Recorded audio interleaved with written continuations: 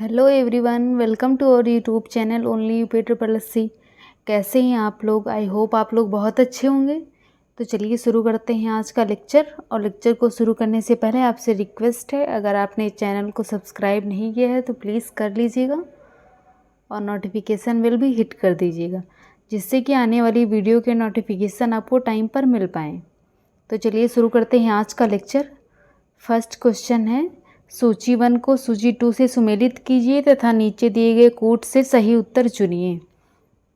सूची 1 में जो है इल्तुतमिश, सिकंदर लोदी, अकबर, फिरोज शाह तुगलक। एंड सूची 2 में जौनपुर सिटी, फतेहपुर सीकरी, जामा मस्जिद जो बदायूं में है, और आगरा सिटी। तो इसमें आपको बताना है कि कौन से शासक ने क्या बनवाया था। तो इल्तुतमिश ने क्या बनवाया था? तो इन्होंने जामा मस्जिद का निर्माण करवाया था। और सिकंदर लोदी ने आगरा सिटी बनवाई थी। अकबर ने फतेहपुर सीकरी का निर्माण किया था और फिरोज शाह तुगलक ने जौनपुर सिटी का। तो इसका सही आंसर है गाइज ऑप्शन ए, 3 4 2 1। इल्तुतमिश ने जो है जामा मस्जिद का निर्माण करवाया था, सिकंदर लोदी ने आगरा सिटी बनवाया था, अकबर ने फतेहपुर सीकरी बनाई थी और फिरोज शाह तुगलक ने जौनपुर सिटी। इसे आप लोग याद रखिएगा, बहुत इंपॉर्टेंट क्वेश्चन है, अक्सर पूछा जाता है। और ये सेकंड क्वेश्चन है, सूची 1 को सूची 2 से सुमेलित कीजिए तथा सूचियों के नीचे दिए गए कोट से सही उत्तर चुनिए। तो सूची 1 में जो है यह किला दिए गए हैं, उस सूची 2 में जो है ये राजाओं के नाम दिए गए हैं। तो कौन से राजा ने कौन सा किला बनाया था ये आप लोगों को बताना है। तो रणथंभौर जो है इसको किसने बनवाया था? तो यह हमीरदेव चित्तौड़ या राणा रतन सिंह, देवगिरी या राजा राय रामचंद्र, एंड गुजरात कर्णदेव। तो इसका सही आंसर है guys option D, 3 4 1 2। Ranthambore, Hammirdev, Chittor, Rana Ratan Singh, Devagiri, Raja Rai Ramchandra, and Gujarat Karnadev. बहुत इंपॉर्टेंट क्वेश्चन है, आप लोग नोट डाउन कर लीजिएगा। क्वेश्चन नंबर 3 है, पुंड्रवर्धन भुक्ति अवस्थित है। ऑप्शन ए है उत्तर बंगाल में, ऑप्शन बी है बिहार में, ऑप्शन सी है उड़ीसा में, एंड ऑप्शन डी है असम में। तो इसका सही आंसर है गाइज ऑप्शन ए, उत्तर बंगाल में। उत्तर बंगाल इसका सही आंसर है। क्वेश्चन नंबर 4 है, बुद्ध कौशाम्बी किसके राज्यकाल में आए थे? ऑप्शन ए है सतानिक, ऑप्शन बी है उदयन, ऑप्शन सी है बोधि, एंड ऑप्शन डी है निकष। तो बुद्ध कौशाम्बी किसके राज्यकाल में आए थे? तो यह जो है उदयन के काल में आए थे। क्वेश्चन नंबर 5 है, भारत में हड़प्पा का बृहत स्थल है। ऑप्शन है राखीगढ़ी, ऑप्शन बी है धौलावीरा, ऑप्शन सी है कालीबंगा, एंड ऑप्शन डी है लोथल। तो भारत में हड़प्पा का जो स्थल है सबसे बड़ा कहाँ पे है? तो यह जो है राखीगढ़ी में है। राखीगढ़ी जो है यहाँ पे हड़प्पा का सबसे बड़ा स्थल है। क्वेश्चन नंबर 6 है, नेशनल प्लानिंग कमेटी का गठन किसने किया था? ऑप्शन ए है जवाहरलाल नेहरू ने, ऑप्शन बी है ए दलाल ने, ऑप्शन सी है सुभाष चंद्र बोस ने, एंड ऑप्शन डी है लाल बहादुर शास्त्री ने। तो नेशनल प्लानिंग कमेटी का गठन किसने किया था? तो यह किया था सुभाष चंद्र बोस ने। और इन्होंने क्या किया था? इन्होंने फॉरवर्ड ब्लॉक की स्थापना की थी।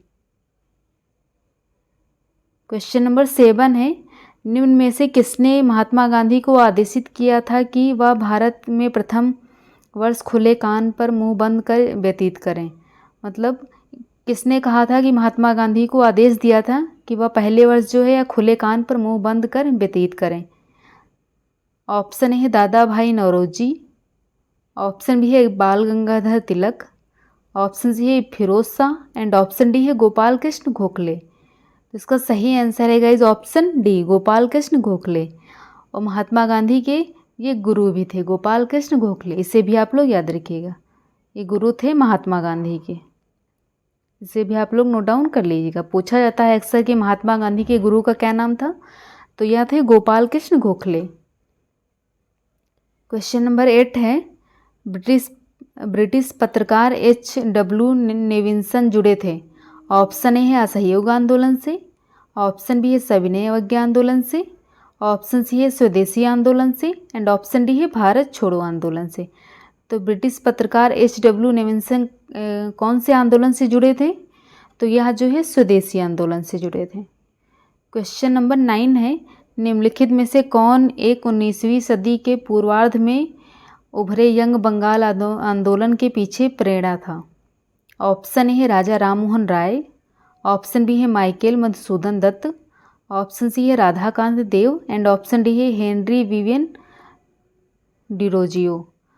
तो 19वीं सदी के पूर्व में उभरे हुए जब यंग बंगाल आंदोलन था, इसके पीछे प्रेरणा किसकी थी? तो इसका सही आंसर है ऑप्शन डी, हेनरी विवियन की। क्वेश्चन नंबर 10 है, निम्न में से कौन नेता उग्रवादी नेता था नहीं था? निम्न में से कौन सा नेता है जो उग्रवादी नहीं था? ऑप्शन ए है बिपिन चंद्र पाल, ऑप्शन बी है बाल गंगाधर तिलक, ऑप्शन सी है WC Banerjee and option D है उपयुक्त में से कोई नहीं। तो निम्न में से कौन सा नेता जो है या उग्रवादी नहीं था? तो इनमें से जो है WC बनर्जी या उग्रवादी नेता नहीं थे, बाकी बाल पाल या जो है उग्रवादी नेता थे। क्वेश्चन नंबर 11 है, डोवर जल संधि जोड़ती है। बहुत इंपॉर्टेंट क्वेश्चन है, आप लोग इसे ज़रूर से नोट डाउन कर लीजिएगा। और अगर आपको लेक्चर पसंद आ रहा हो तो वीडियो को लाइक कर दीजिएगा, शेयर कर दीजिएगा और चैनल को भी सब्सक्राइब कर दीजिएगा, ये आपसे रिक्वेस्ट है। क्वेश्चन नंबर 11 है, डोवर जल संधि जोड़ती है। ऑप्शन ए है बाल्टिक सागर एवं बोथोनिया की खाड़ी को, ऑप्शन बी है बिस्के की खाड़ी एवं इंग्लिश चैनल को, ऑप्शन सी है इंग्लिश चैनल एवं उत्तरी सागर को एंड ऑप्शन डी है सोल्टिक सागर एवं आयरिश सागर को। तो जो डोवर जल संधि यह किसको जोड़ती है? तो यह जो है इंग्लिश चैनल एवं उत्तरी सागर को जोड़ती है, इसे भी आप लोग याद रखिएगा। क्वेश्चन नंबर 11 है, डोवर जल संधि जोड़ती है। ऑप्शन ए है बाल्टिक सागर एवं बोथोनिया की खाड़ी को, ऑप्शन बी है बिस्के की खाड़ी एवं इंग्लिश चैनल को, ऑप्शन सी है इंग्लिश चैनल एवं उत्तरी सागर को एंड ऑप्शन डी है सोल्टिक सागर एवं आयरिश सागर को। तो जो डोवर जल संधि है किसको जोड़ती है? बहुत इंपॉर्टेंट क्वेश्चन है, आप लोग नोट डाउन जरूर से इसको कर लीजिएगा। और अगर आपको लेक्चर पसंद आ रहा हो तो वीडियो को लाइक कर दीजिएगा, शेयर कर दीजिएगा और चैनल को भी सब्सक्राइब करना मत भूलिएगा। डोवर जल संधि किसको जोड़ती है? तो यह जो है इंग्लिश चैनल एवं उत्तरी सागर को जोड़ती है। क्वेश्चन नंबर 12 है, निम्नांकित को सुमेलित कीजिए। ऑप्शन है अंध महाद्वीप, ऑप्शन बी है विश्व की छत, ऑप्शन सी है हजारों झीलों का देश एंड ऑप्शन डी है मोतियों का द्वीप। तो ये जो दिए हुए हैं ये कहाँ पर स्थित हैं, ये आप लोगों को बताना है। तो इसका सही आंसर क्या है? अंध महाद्वीप का ये कहाँ पे स्थित है? तो अंध महाद्वीप जो है यह अफ्रीका में स्थित है। और विश्व की छत या पामीर में। और हजारों झीलों का जो देश है यह कहाँ पे स्थित है? हजारों झीलों का देश या किसको कहा जाता है? तो यह कहा जाता है फिनलैंड को। और मोतियों का द्वीप किसे कहा जाता है? तो यह बहरीन को कहा जाता है। बहुत इंपॉर्टेंट क्वेश्चन है, जिसमें से हजारों झीलों का देश जो है और मोतियों का द्वीप ये सबसे ज़्यादा रिपीट होने वाले क्वेश्चन है। अगर आप इन लोगों को याद नहीं कर पा रहे हैं तो नोट डाउन कर लीजिएगा, बाद में आप लोग याद कर लीजिएगा।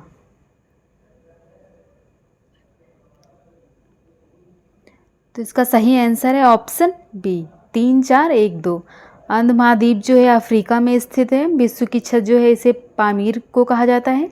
हजारों झीलों का देश जो है यह कौन सा है? फिनलैंड है। और मोतियों का द्वीप जो है बहरीन है। तो इसका सही आंसर है गाइज ऑप्शन बी, आप लोग नोट डाउन कर लीजिएगा। क्वेश्चन नंबर 13 है, हीराकुंड बांध किस नदी पर है? बहुत इंपॉर्टेंट क्वेश्चन है, पूछा जाता है कि हीराकुंड बांध जो है किस नदी पर है। तो यह जो है किस नदी पर है हीराकुंड बांध? तो यह महानदी पे है।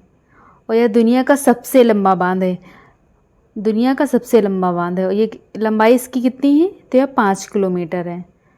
और इसे उड़ीसा का शोक भी कहा जाता है, उड़ीसा का शोक, क्योंकि यह उड़ीसा में स्थित है हीराकुंड बांध, तो इसे उड़ीसा का शोक भी कहा जाता है। इसे आप लोग याद रखिएगा। आपसे अगर पूछा जाता है कि एशिया का सबसे ऊंचा बांध कौन सा है, तो एशिया का सबसे ऊंचा बांध जो है टिहरी बांध है, टिहरी बांध। और इसकी ऊंचाई कितनी है? इसकी ऊंचाई है 261 मीटर।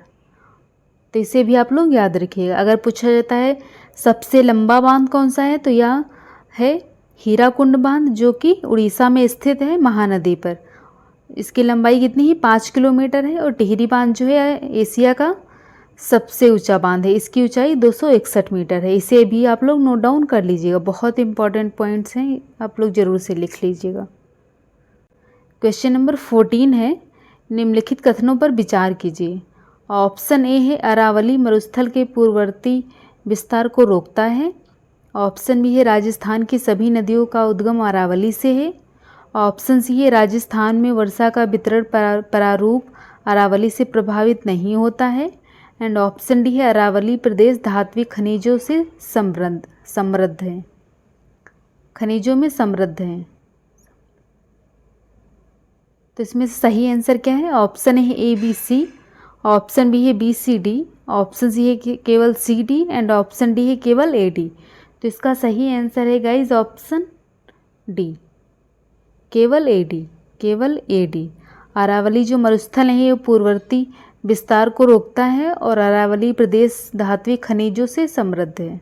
क्वेश्चन नंबर 15 है, 2011 की जनगणना के अंतिम आंकड़ों के अनुसार भारत में सबसे कम यौन अनुपात है। ऑप्शन ए है चंडीगढ़ में, ऑप्शन बी है दमन एवं दीव में, ऑप्शन सी है दादर और नागर हवेली में एंड ऑप्शन डी है दिल्ली में। तो 2011 जनगणना के अंतिम आंकड़ों के अनुसार भारत में सबसे कम यौन अनुपात कहाँ पे है? तो यह है दमन एवं दीव में। और 2011 की जनगणना जब हुई थी, अब कब होने वाली है या कितने सालों बाद होती है? तो यह 10 साल बाद होती है, जो कि 2021 में होनी थी लेकिन कोविड की वजह से नहीं हो पाई है। इसे भी आप लोग याद रखिएगा। क्वेश्चन नंबर 16 है, भारत में बहुराष्ट्रीय कंपनियों को प्रोत्साहन देना बढ़ावा देना है। कौन सी नीति के अंतर्गत आता है भारत में बहुराष्ट्रीय कंपनियों को प्रोत्साहन देना? ऑप्शन ए है वैश्वीकरण की नीति को, ऑप्शन बी है उदारीकरण की नीति को, ऑप्शन सी है निजीकरण की नीति को एंड ऑप्शन डी है उपरोक्त सभी। तो भारत में बहुराष्ट्रीय कंपनियों को प्रोत्साहन देना बढ़ावा देना कौन सी नीति को संबोधित करता है? तो यह जो है सभी, वैश्वीकरण नीति, उदारीकरण नीति एंड निजीकरण नीति, तीनों को प्रोत्साहन देता है। क्वेश्चन नंबर 17 है, भारत में ई नाम, जिसे ई राष्ट्रीय कृषि बाजार भी कहा जाता है, कब लागू हुआ था? ऑप्शन ए है 2014 में, ऑप्शन बी है 2015 में, ऑप्शन सी है 2016 में एंड ऑप्शन डी है 2017 में। तो जो भारत में ई नाम है यह कब लागू हुआ था? तो यह जो है 2016 में लागू हुआ था। बहुत इंपॉर्टेंट क्वेश्चन है, याद कर लीजिएगा आप लोग। क्वेश्चन नंबर 18 है, सूची 1 को सूची 2 से सम्मिलित कीजिए। तो सूची 1 में जो है फसल के नाम दिए गए हैं और सूची 2 में बीमारी के नाम। कौन सी फसल से कौन सी फसल में जो है कौन सी बीमारी हो जाती है, ये आप लोगों को बताना है। तो गन्ना में कौन सी बीमारी होती है गन्ना की फसल में? तो गन्ना की फसल में जो है यार रेड डार्ट हो जाते हैं। आप लोग देखते होंगे गन्ना खाओ तो बीच बीच में वो रेड टाइप से निकलते हैं, वो इसे रेड डॉट बीमारी कहते हैं, जो गन्ने में हो जाती है। और धान में कौन सा रोग हो जाता है? तो इसमें खैरा रोग हो जाता है। ये तो बहुत बेसिक सा क्वेश्चन है, धान वाला आपको पता ही होगा। और अरहर में कौन सा रोग हो जाता है? तो अरहर में विल्ट, जिसे उकठा भी कहते हैं। और आलू में झुलसा रोग हो जाता है। जैसे जब आलू होता है, आलू की खेती आप लोगों ने देखी होगी, जब आलू झुलस जाते हैं तो आलू छोटे छोटे से निकलते हैं, उनकी पैदावार अच्छे से नहीं हो पाती है, तो उसे झुलसा रोग कहते हैं। तो आलू में झुलसा रोग होता है, गन्ना में रेड डॉट होता है, धान में खैरा रोग हो जाता है और अरहर में उकठा रोग, उकठा या फिर विल्ट कहते हैं उसे। तो इसका सही आंसर है guys option B, 2, 3, 4, 1। Question number 19 है, निम्न में से कौन मुद्रास्फीति से सर्वाधिक लाभ पाता है? ऑप्शन ए है साहूकार, ऑप्शन बी है ऋणी, ऑप्शन सी है बचत खाता अकाउंट रखने वाला एंड ऑप्शन डी है राजकीय पेंशनर। तो मुद्रास्फीति जब होती है, मतलब इन्फ्लेशन जब होता है, तो सबसे ज़्यादा लाभ किसको होता है? तो यह जो है ऋणी को होता है। ऋणी को जो है सबसे ज़्यादा लाभ होता है। क्वेश्चन नंबर 20 है, भारत में कर सुधारों का उद्देश्य निम्नलिखित में से कौन सा नहीं है? ऑप्शन ए है कर अनुपालन में सुधार करना, ऑप्शन बी है कर आधार को विस्तृत करना, ऑप्शन सी है सीमा शुल्क की दरों को बहुलता में कमी करना एंड ऑप्शन डी है कुल कर राजस्व में अप्रत्यक्ष करों के हिस्सों में वृद्धि करने के उपायों को सुझाना। तो भारत में जो कर सुधारों का उद्देश्य कौन सा नहीं है? तो इनमें से जो है कुल कर राजस्व में अप्रत्यक्ष कर के हिस्सों में वृद्धि करने के उपायों को सुझाना, ये भारत में कर सुधारों का उद्देश्य नहीं है। क्वेश्चन नंबर 22 है, भारत में स्थानीय शासन के विषय में निम्नलिखित में से कौन सा कथन सही नहीं है? नहीं है यहाँ पे लिखा है, इसे भी आप लोग ध्यान रखिएगा। कई बार हम लोग पढ़ते हैं तो इसमें आप लोगों को लगता है कि है, तो इससे रॉन्ग हो जाता है क्वेश्चन। ऑप्शन ए, भारतीय संविधान के अनुसार परिसंघीय प्रणाली में स्थानीय स्वशासन जैसी कोई स्वतंत्रता कोटि नहीं है। ऑप्शन बी है, स्थानीय निकायों के 30% स्थान स्त्रियों के लिए आरक्षित हैं। ऑप्शन सी है, स्थानीय शासन के लिए वित्त का उपबंध एक आयोग करता है। एंड ऑप्शन डी है, स्थानीय निकायों के लिए निर्वाचन का निर्धारण एक आयोग करता है। तो इनमें से कौन सा ऑप्शन सही नहीं है? तो इसका ऑप्शन जो गलत है यह है, भारतीय संविधान के अनुसार परिसंघीय प्रणाली में स्थानीय शासन जैसी कोई स्वतंत्र कोटि नहीं है, जो कि स्थानीय शासन के विषय में या नहीं है। क्वेश्चन नंबर 22 है, भारत में लोकसभा का अध्यक्ष क्या किया जाता है? मनोनीत किया जाता है, चयनित किया जाता है, निर्वाचित किया जाता है या फिर नियुक्त किया जाता है? तो भारत में जो लोकसभा होता है, जो स्पीकर होता है, इसे क्या किया जाता है?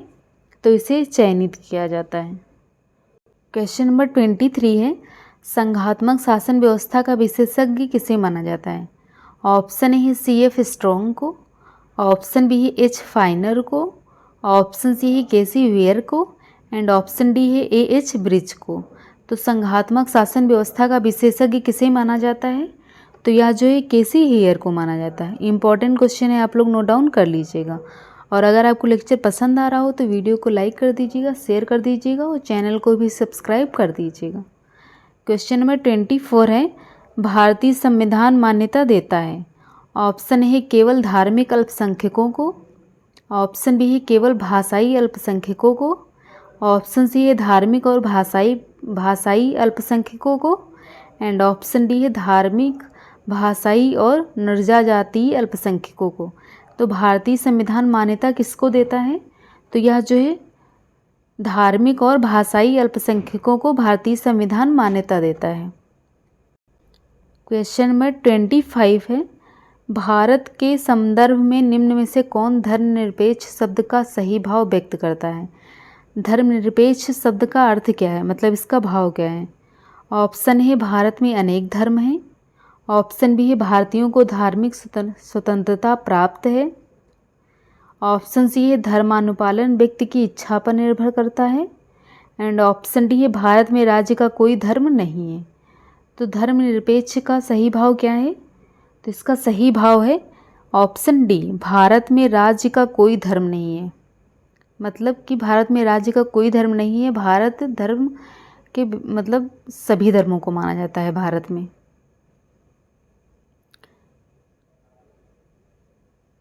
क्वेश्चन नंबर 26 है, निम्नलिखित में से कौन सा युग्म सही सुमेलित नहीं है?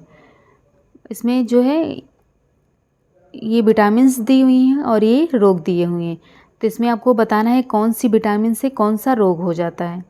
तो विटामिन ए की कमी से कौन सा रोग होता है, मतलब कौन सा गलत है इसमें बताना है आप लोगों को। तो ये तो सही है, विटामिन ए रतौंधी से होता है, विटामिन ए के कारण रतौंधी रोग हो जाता है। विटामिन B3 जो है ये पेलाग्रा, ये भी सही है। विटामिन डी वर्धानता, ये गलत है क्योंकि विटामिन डी से रिकेट्स होता है, रिकेट्स जिसे सूखा रोग भी कहते हैं, जिसे सूखा रोग भी कहते हैं। और फोलिक एसिड से रक्त अल्पता, ये तो है ही, जिसे विटामिन के भी कहते हैं। तो विटामिन ए जो है इसकी कमी से रतौंधी रोग हो जाता है। विटामिन B3 जो है पेलाग्रा, विटामिन डी से रिकेट्स रोग होता है, ना कि वर्धानता जो है यह गलत है। इस विटामिन डी की कमी से रिकेट्स, जिसे सूखा रोग भी कहते हैं। अगर आप लोग सूर्य की जो किरणें हैं ये नहीं लेते हैं धूप, तो आप लोगों को विटामिन डी की कमी हो सकती है। अगर विटामिन डी की कमी हुई तो आपको सूखा रोग, जिसे रिकेट्स भी कहते हैं, हो जाएगा। तो आप लोग प्रॉपर धूप लीजिए। और फोलिक एसिड से रक्त अल्पता, ये हो जाता है। क्वेश्चन नंबर 27 है, एनोस्मिया कहते हैं? ऑप्शन ए है स्वाद संवेदना की कमी को, ऑप्शन बी है घ्राण संवेदना की कमी को, ऑप्शन सी है स्पर्श संवेदना की कमी को, एंड ऑप्शन डी है उष्मा संवेदना की कमी को। तो एनोस्मिया किसे कहते हैं? तो इसे घ्राण संवेदना की कमी को जो है एनोस्मिया कहते हैं। इसे भी आप लोग याद रखिएगा, बहुत इंपॉर्टेंट क्वेश्चन है। अगर आपको लेक्चर पसंद आ रहा हो तो वीडियो को लाइक कर दीजिएगा, शेयर कर दीजिएगा और चैनल को भी सब्सक्राइब कर दीजिएगा। क्वेश्चन नंबर 28 है, निम्नलिखित में से कौन सा जोड़ा तांबे के मिश्रण धातुओं का है? ऑप्शन ए है पीतल एवं इनवार, ऑप्शन बी है कांसा एवं नाइक्रोम, ऑप्शन सी है पीतल एवं कांसा, एंड ऑप्शन डी है उपयुक्त में से कोई नहीं। तो इसमें से कौन सा जोड़ा जो है तांबे के मिश्रण से बना हुआ है, मतलब तांबे को मिक्स करके बना हुआ है? तो यह जो है पीतल एवं कांसा जो है या तांबे को मिक्स करके बना हुआ है। और ये सब क्वेश्चन है जो आप लोग एक बार पढ़ लेंगे तो आप लोगों के एग्ज़ाम में यही क्वेश्चन आएंगे। तो आप लोग पूरी सीरीज अच्छे से देख लेंगे तो आप लोगों को एग्ज़ाम में कोई भी दिक्कत नहीं होगी। तो आप लोग एग्ज़ाम से पहले पूरी सीरीज़ को ज़रूर से देख लीजिएगा। क्वेश्चन नंबर 29 है, यदि एक जहाज़ नदी से समुद्र में प्रवेश करता है तो स्थिर रहेगा, ऊपर उठेगा, अपरिवर्तित रहेगा या नीचे डूब जाएगा? तो यदि जहाज़ नदी में समुद्र में प्रवेश करता है तो क्या रहेगा? तो वह ऊपर उठेगा। आप लोग देखते होंगे कि जहाज़ जो है ये तैरता है ना कि डूबता है। क्वेश्चन नंबर 30, ये है आज का लास्ट क्वेश्चन। उससे पहले आपसे रिक्वेस्ट है, अगर आपने चैनल को सब्सक्राइब नहीं किया है तो कर दीजिएगा और नोटिफिकेशन बिल भी हिट कर दीजिएगा, जिससे आने वाली वीडियो के नोटिफिकेशन आपको टाइम पर मिल पाएँ। तो क्वेश्चन नंबर 30 है, हवाओं की ऊर्जा होती है केवल स्थितिज ऊर्जा, केवल गतिज ऊर्जा, या फिर वैद्युत ऊर्जा, या फिर स्थितिज ऊर्जा और गतिज ऊर्जा दोनों? तो हवाओं की जो ऊर्जा होती है या कौन सी होती है? तो यह केवल गतिज ऊर्जा होती है। इंपॉर्टेंट क्वेश्चन है, आप लोग नोट डाउन कर लीजिएगा। और अगर आपको टेलीग्राम चैनल ज्वाइन करना है, वहाँ पे आपको इसका PDF मिल जाएगा। टेलीग्राम चैनल का लिंक जो है या वीडियो के डिस्क्रिप्शन बॉक्स में आपको मिल जाएगा, या फिर आप लोग ओनली UPSSC सर्च करेंगे तो भी आप लोगों को टेलीग्राम चैनल का लिंक मिल जाएगा। और आप लोग अगर टेलीग्राम ग्रुप को ज्वाइन करते हैं, वहाँ पे दिन भर आप लोगों की MCQ कराई जाती हैं, हर सब्जेक्ट की MCQ कराई जाती हैं। तो अगर आप लोग वहाँ पे ज्वाइन करेंगे तो आप लोगों की तैयारी जो है बहुत अच्छी हो जाएगी। तो आप ज़रूर से टेलीग्राम ग्रुप को ज्वाइन कर लीजिएगा। ओनली UPSSC नाम से है। अगर आपको लिंक नहीं मिल रहा है तो आप लोग सर्च करके ज्वाइन कर सकते हैं। तो आज का लेक्चर यहीं पे ख़त्म होता है। अगर आपको वीडियो पसंद आई हो तो वीडियो को लाइक शेयर कर दीजिएगा, सब्सक्राइब भी करना मत भूलिएगा। Keep supporting guys. मिलते हैं नेक्स्ट वीडियो में, तब तक के लिए बाय बाय।